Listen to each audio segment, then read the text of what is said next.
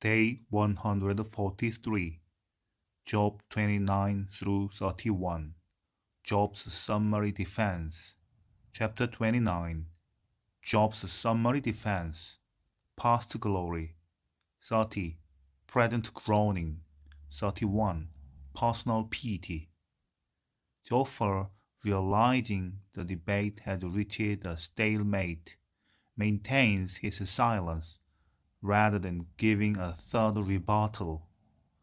But while Job's advisers have at last grown silent, the problem of his suffering lingers on, prompting Job to think back to the good old days. In the past, God had blessed him with protection, prosperity, and the respect of his neighbors. But now all that has changed.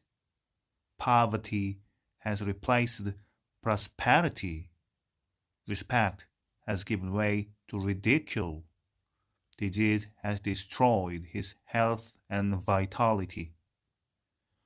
Looking inward, Job concludes his punishment is unjustified. Looking upward, he can only plead, "Let me be weighed in an even balance, that God may know mine integrity."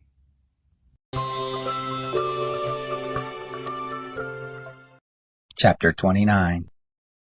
Job again took up his parable and said, "Oh, that I were as in the months of old, as in the days when God watched over me, when his lamp shone on my head, and by his light I walked through darkness, as I was in the ripeness of my days, when the friendship of God was in my tent, when the Almighty was yet with me, and my children were around me, when my steps were washed with butter, and the rock poured out streams of oil for me, when I went forth to the city gate, when I prepared my seat in the street. The young men saw me and hid themselves, the aged rose up and stood. The princes refrained from talking, and laid their hand on their mouth. The voice of the nobles was hushed, and their tongue stuck to the roof of their mouth. For when the ear heard me, then it blessed me, and when the eye saw me, it commended me, because I delivered the poor who cried, and the fatherless also, who had none to help him. The blessing of him who was ready to perish came on me, and I caused the widow's heart to sing for joy. I put on righteousness, and it clothed me. My justice was as a robe and a diadem. I was eyes to the blind, and feet to the lame. I was a father to the needy. The cause of him whom I didn't know I searched out. I broke the jaws of the unrighteous, and plucked the prey out of his teeth. Then I said, I shall die in my own house. I shall number my days as the sand. My root is spread out to the waters. The dew lies all night on my branch. My glory is fresh in me. My bow is renewed in my hand.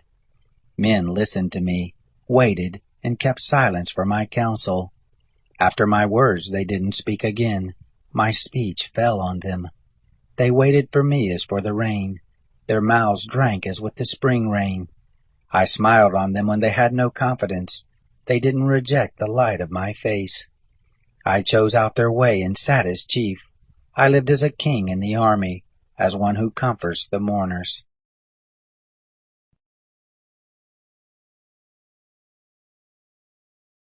Chapter 30. But now those who are younger than I have me in derision, whose fathers I would have disdained to put with my sheepdogs. Of what use is the strength of their hands to me, men in whom ripe age has perished? They are gone from lack and famine. They gnaw the dry ground in the gloom of waste and desolation. They pluck salt herbs by the bushes. The roots of the broom are their food. They are driven forth from the midst of men. They cry after them as after a thief, so that they dwell in frightful valleys, and in holes of the earth and of the rocks.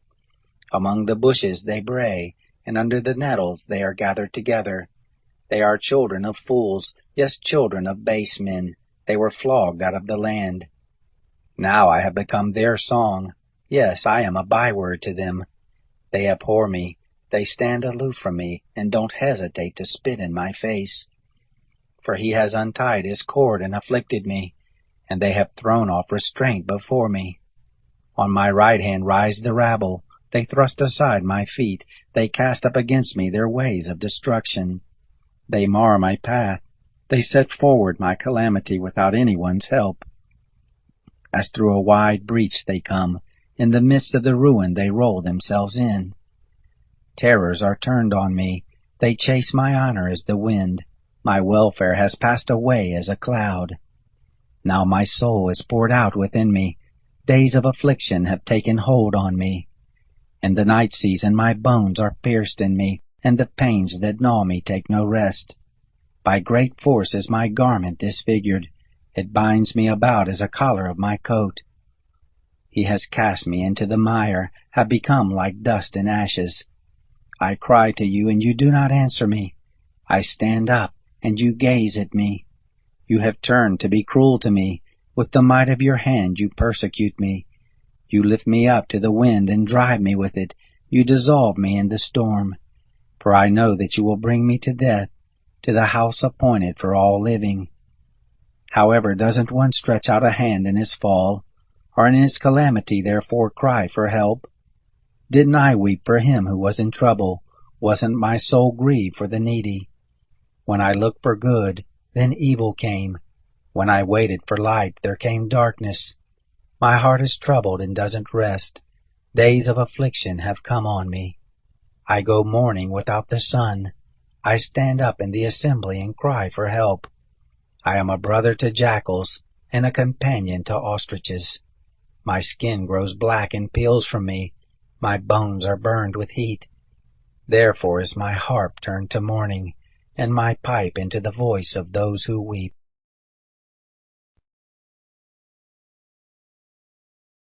Chapter 31. I made a covenant with my eyes. How then should I look lustfully at a young woman? For what is the portion from God above, and the heritage from the Almighty on high? Is it not calamity to the unrighteous, and disaster to the workers of iniquity? Doesn't he see my ways, and number all my steps? If I have walked with falsehood, and my foot is hurried to deceit, let me be weighed in an even balance, that God may know my integrity. If my step has turned out of the way, if my heart walked after my eyes, if any defilement has stuck to my hands, then let me sow, and let another eat. Yes, let the produce of my field be rooted out. If my heart has been enticed to a woman, and I have laid wait at my neighbor's door, then let my wife grind for another, and let others sleep with her. For that would be a heinous crime. Yes, it would be an iniquity to be punished by the judges. For it is a fire that consumes to destruction, and would root out all my increase.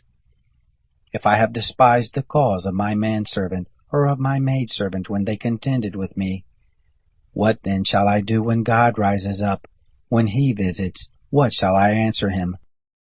Didn't he who made me in the womb make him?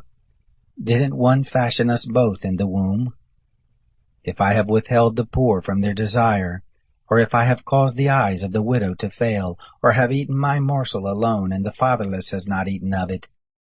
No, from my youth he grew up with me as with a father.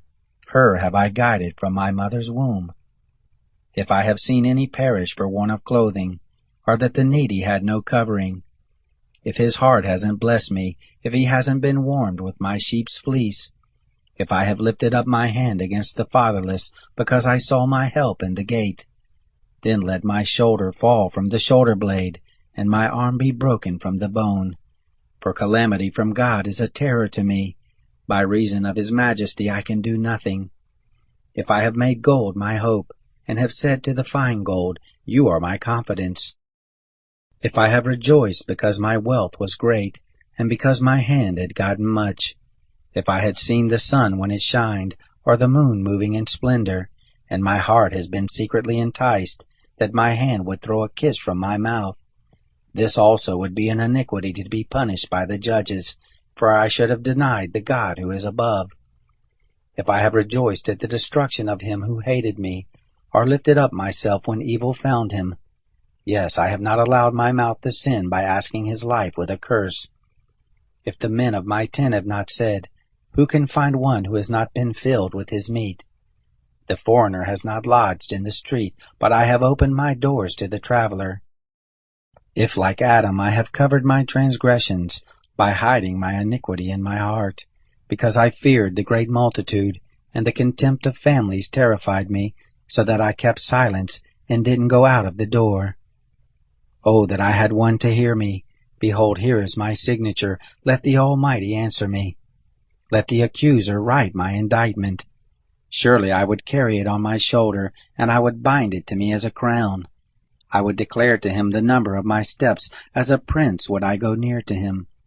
If my land cries out against me, and the furrows of it weep together, if I have eaten the fruits of it without money, or have caused the owners of it to lose their life, let briars grow instead of wheat, and stinkweed instead of barley.